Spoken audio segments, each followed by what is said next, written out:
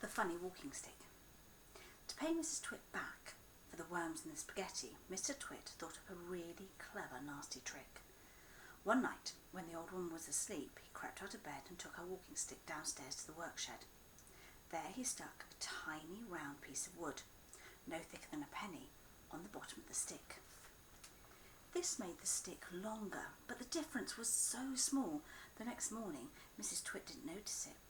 The following night, Mr Twit stuck on another tiny bit of wood.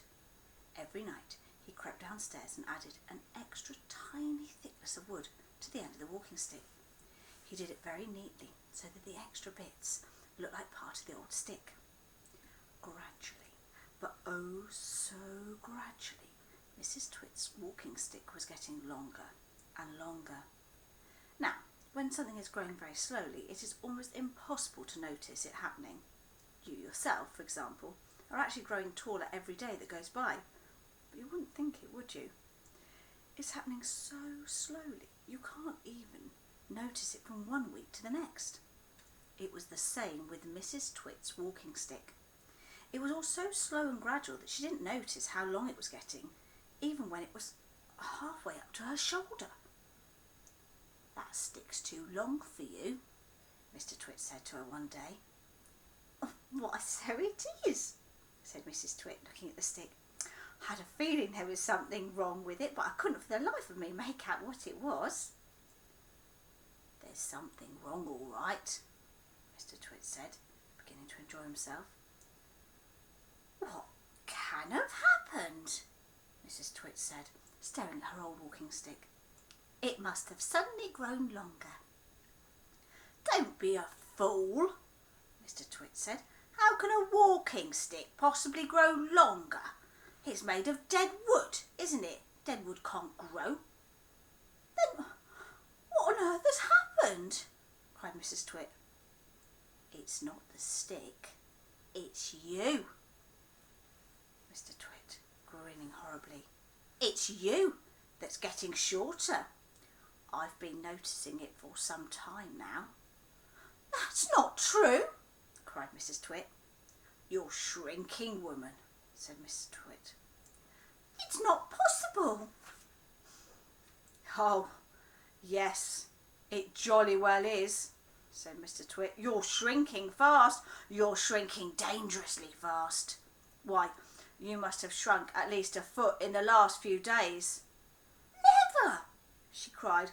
"Of course you have. Take a look at your stick, you old goat, and see how much you've shrunk in comparison. You've got the shrinks.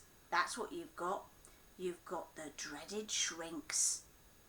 Mrs Twit began to feel so trembly she had to sit down. Mrs Twit has the shrinks. As soon as Mrs Twit sat down, Mr Twit pointed at her and shouted, "There you are! You're sitting in your old chair and you've shrunk so much that your feet aren't even touching the ground." Mrs Twit looked at her feet, and by golly, the man was right. Her feet were not touching the ground. Mr Twit, you see, had been just as clever with the chair as he'd been with the walking stick. Every night when he'd gone downstairs and stuck a little extra on the stick, he'd done the same to the four legs of Mrs Twit's chair. "Just look at you sitting there in your old chair," he cried, "and you shrunk so much your feet are dangling in the air." Mrs Twit went white with fear. "You've got the shrinks," cried Mr Twit, pointing his finger at her like a pistol. "You've got them badly. You've got the most terrible case of the shrinks I've ever seen." Mrs Twit became so frightened that she began to dribble. But Mr Twit, still remembering the worms in his spaghetti, didn't feel sorry for her at all. I suppose you know what happens to you when you get the shrinks," he said. "What?" gasped Mrs Twit. "What happens?" "Your head shrinks into your neck, and your neck shrinks into your body, and your body shrinks into your legs, and in the end there's nothing left except a pair of shoes and a bundle of old clothes."